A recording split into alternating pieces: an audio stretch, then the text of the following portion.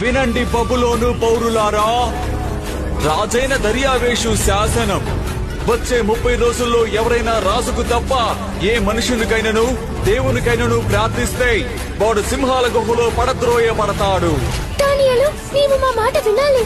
రాజు ఒక శాసనం చేశాడు. ఎవరైనా తనకు కాకుండా మరెవరికైనా ప్రార్థన చేస్తే వారిని సింహాల గుహలో తోసేస్తారు. మరిప్పుడు ఏం చేస్తావు?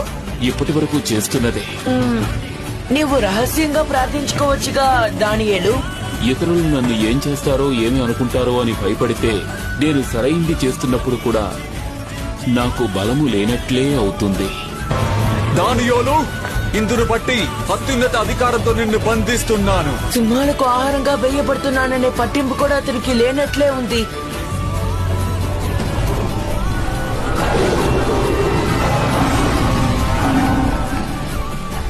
సింహగర్జన చాలా పెద్దగా ఉండొచ్చు అర్సలాన్, కానీ నా దేవుడు దానికంటే బలవంతుడు.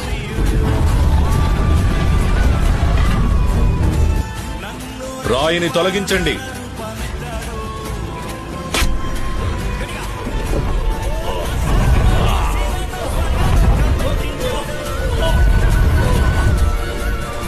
నేను నా దేవుని దృష్టికి నిర్దోషిగా కనబడితిని గనుక ఆయన తన దూతను పంపించి సింహములు నాకు ఏ హానియూ చేయకుండా వాటి నోళ్లు మూయించాను.